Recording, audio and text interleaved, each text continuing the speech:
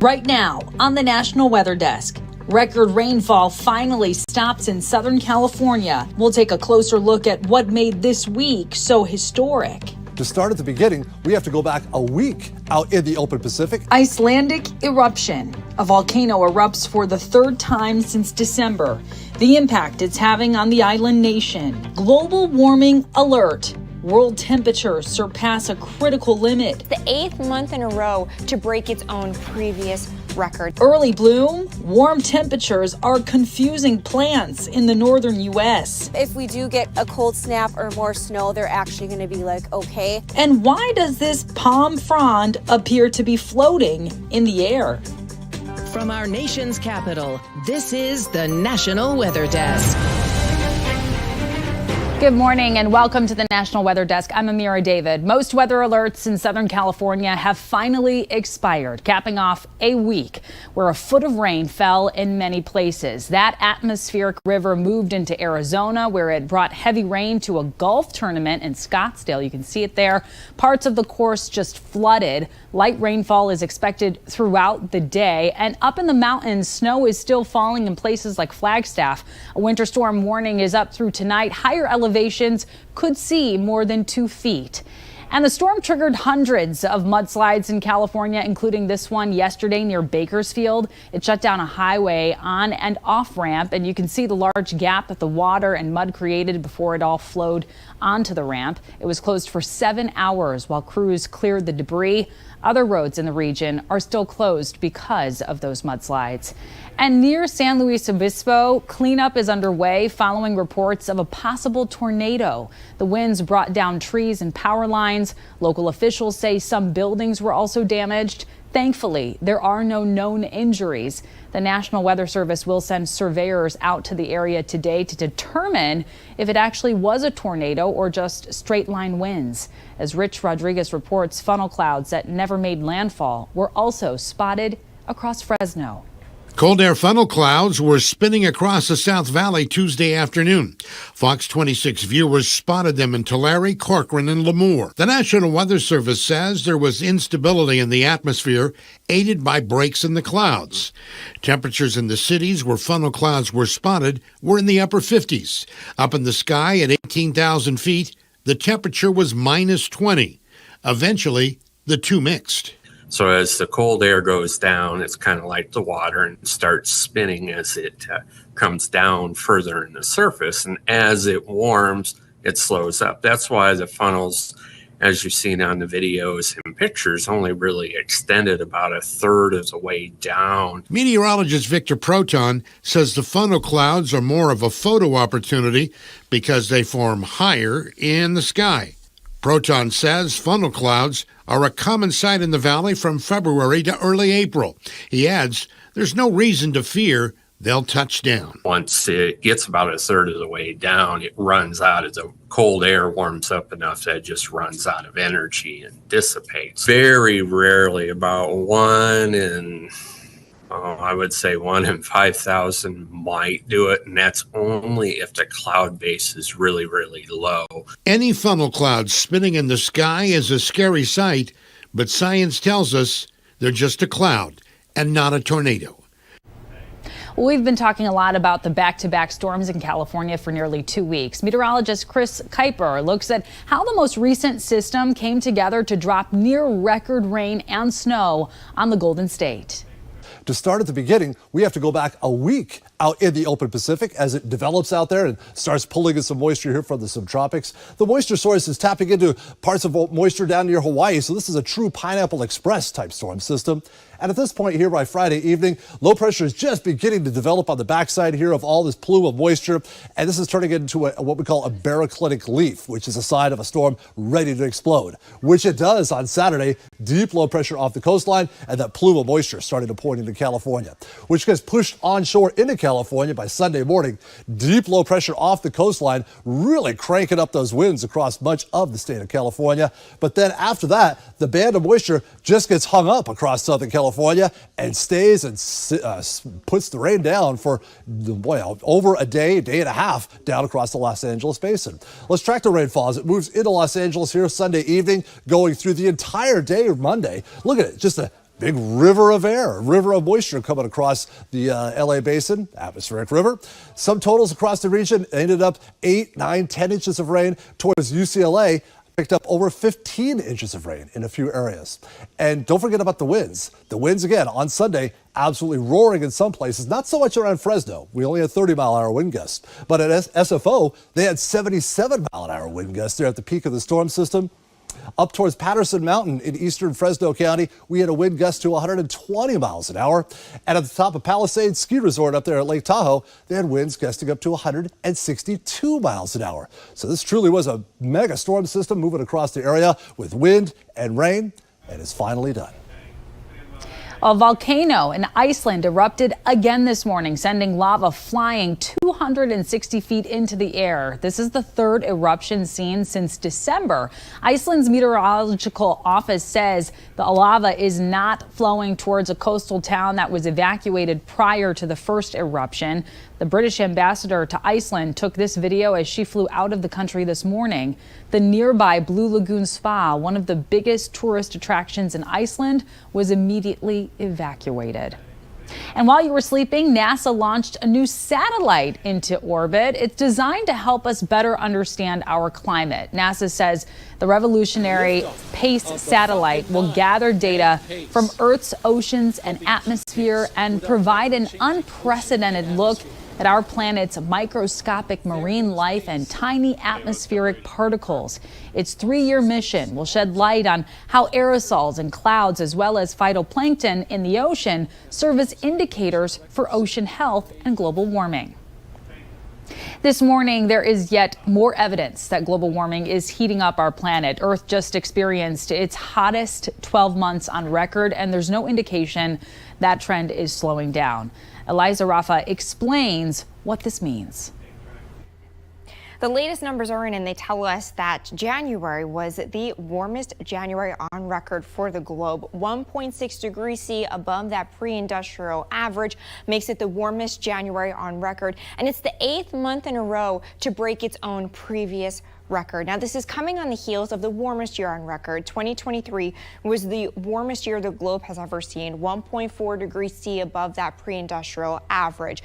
But if you look at the next 12-month period, right, so we want to include January 2024, so that takes us back to February. This 12-month period is now the warmest 12-month period on record. It surpasses that 1.5 degrees C threshold. Now, that number is important because when they all met in Paris, that Paris Climate Agreement, our climate scientists, world leaders, all made that 1.5 degrees C threshold the goal. Let's try not to warm the planet past that. Well, we've done that in the last 12-month period, and it's a sign of where things are headed.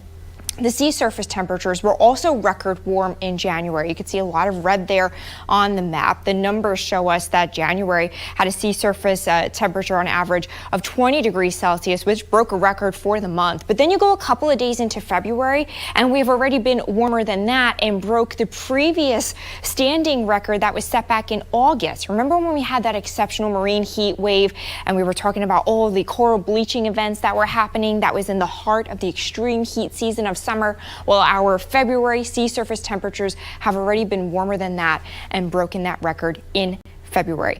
I've seen some really creepy stuff, but nothing like this. Yeah, creepy indeed. A man in Fresno, California found this palm frond floating, midair there. It appears winds in the area are keeping the frond hovering over the road. We posted the full video on Instagram and TikTok, where it's the second most watched in the last month. And while you're there, give us a like or follow. And take a look at this. A pod of at least 10 killer whales trapped by sea ice off the coast of Japan earlier this week. The whales eventually escaped as the gaps between the ice grew bigger. Local residents were concerned because back in 2005, a pod of whales was trapped by sea ice in the same area, but they were unable to get out and did not survive in that instance. And an injured owl was not in the cooperative mood when rescuers in Colorado Springs came to try and help it. When the bird saw wildlife officials, he tried to make a break for the nearby trees. The officers later threw a blanket on the little runaway, which did the trick and got the owl under control. Coming up on the National Desk, we'll take a look at how drought in Texas is impacting local beef farmers.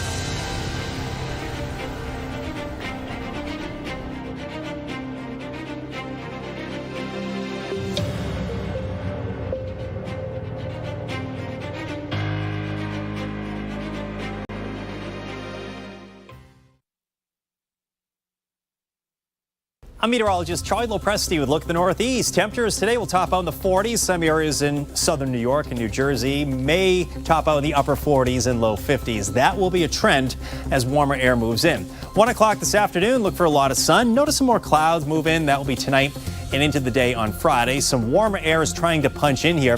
Notice some towns warming through the 40s and low 50s. 50s will be common in the Northeast on Saturday. Enjoy. I'm Chief Meteorologist Gerard Jubaili. Here's a look at the mid-Atlantic region. We'll continue to see mostly sunny skies with some clouds mixing in. For your Thursday, we'll eventually see the clouds a little bit thicker towards the later part of the day, but still looking nice and dry. We'll get our rain chances to return as we get into your Saturday, though. A little warmer, too. We'll be in the mid-50s as we move through Thursday afternoon. Friday, even warmer. We could touch near 60 degrees across the region. I'm meteorologist Charlotte Carl. Tomorrow we are going to start to warm up. We're going to creep into the mid-70s in our southern areas, but for the most part we'll be in the 60s. Mountains might dip into the low 50s, but most of us have a clear day today. We are going to see some passing clouds. We'll see a line of showers develop in the northern part of our area. This is early Friday morning, about midnight. Those line of showers will continue to develop into the afternoon.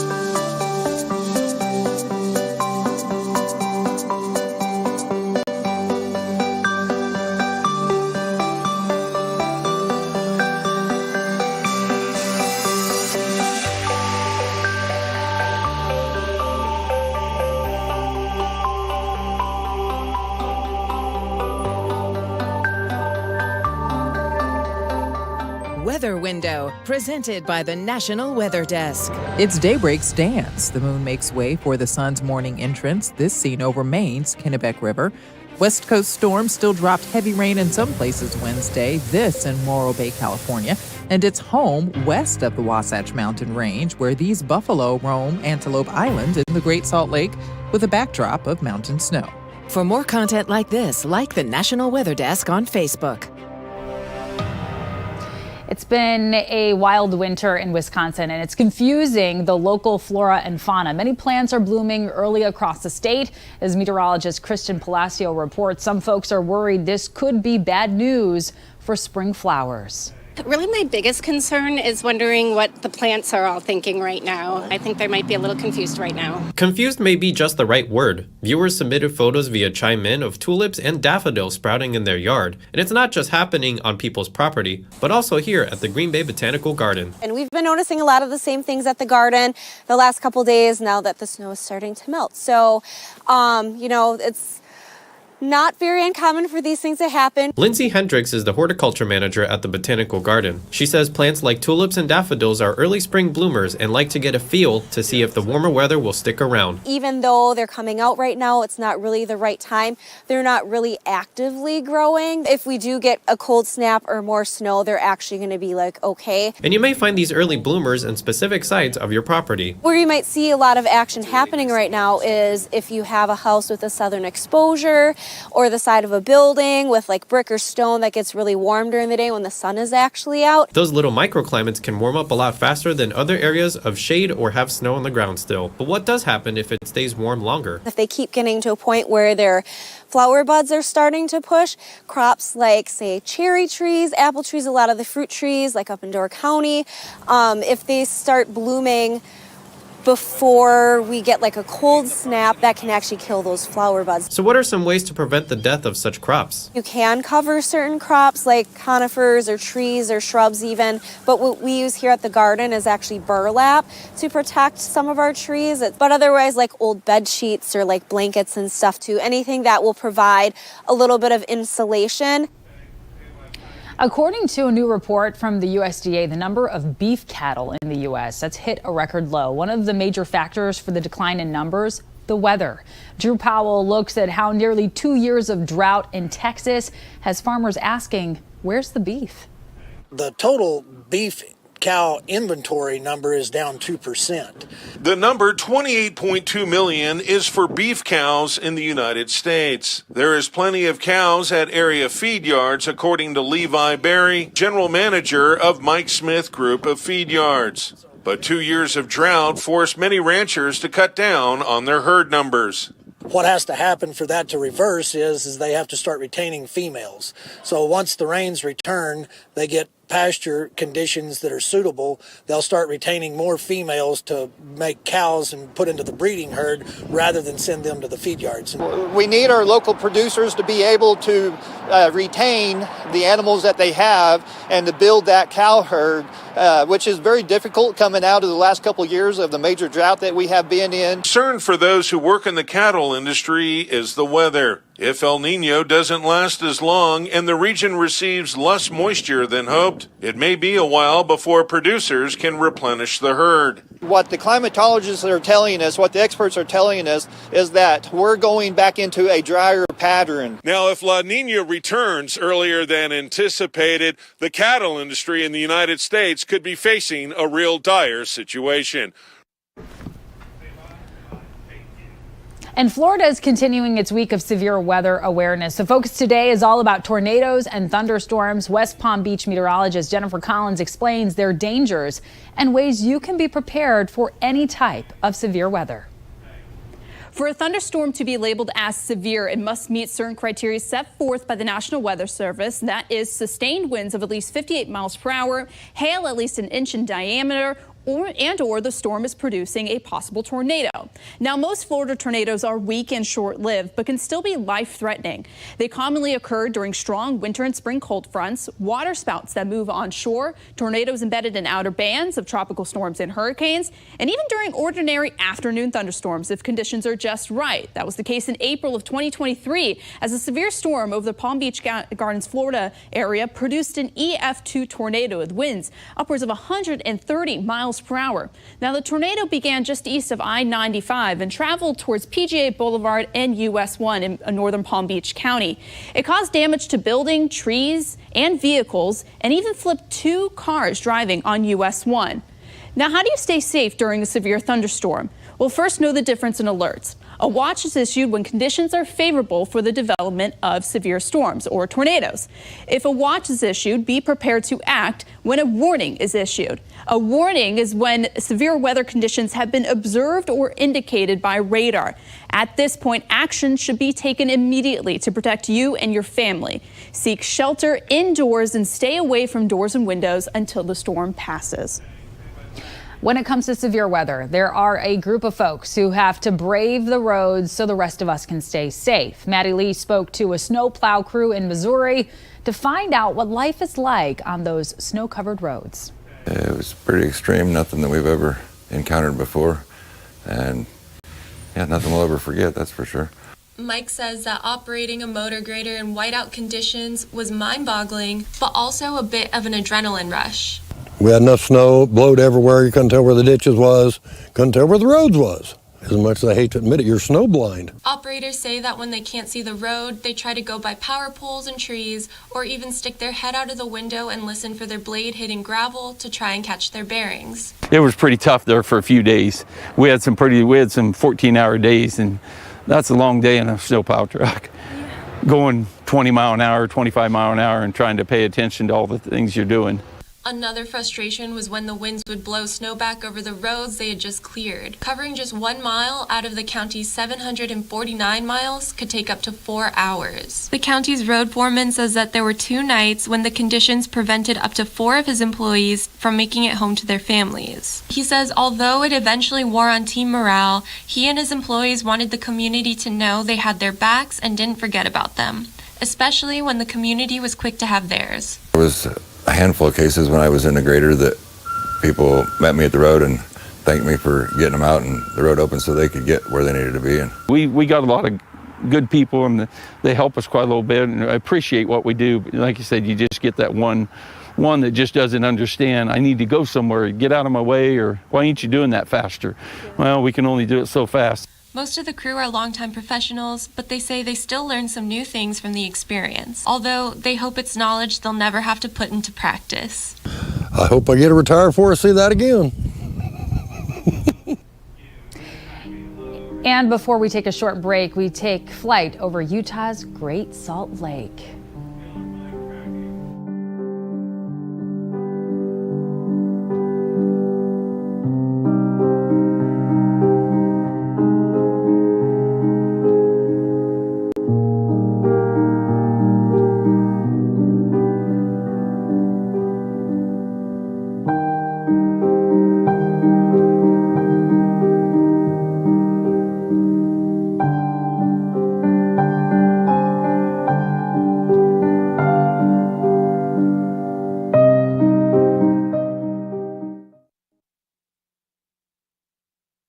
Well, good Thursday morning, everyone. I'm meteorologist Andrew Buck-Michael, dealing with some pretty strong winds across the plains here today with rain to the east. And if you're west of the area of low pressure, you got some snow showers, and these rain showers kind of working their way through a decent amount of the Midwest. Could see at least maybe a slight chance of rain for the day today.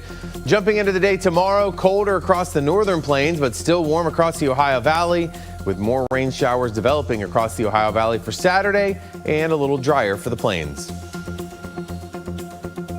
Good Thursday morning to you. Meteorologist Chris Suchan. Look at our forecast across the region. Start off with a little cloud cover from San Antonio to Houston, New Orleans. Might get a few sprinkles and a little morning shower. The afternoon, we'll see sunshine from El Paso to Oklahoma City. Otherwise, a little bit more humid and on the warmer side with maybe a random little shower through the day. Ahead into Friday's forecast, a little bit of cloudiness lingering and a few showers or a thunderstorm possible. Otherwise, it'll be humid. Highs 60s and 70s across the region. Well, hi there, everybody, and a good Thursday morning to you. I'm meteorologist Shannon O'Donnell. Cooling back down out west, which is a good thing. We're lacking in the snow department up in the Cascades in Washington and Oregon, so at least if we can keep temps down, we maintain the snowpack that we do have. Meanwhile, all the wet weather steering south into the Four Corners. You can see this big weather maker lifting out of the Sierra and pushing into the Wasatch and the Rockies later today. And that's the scene from here.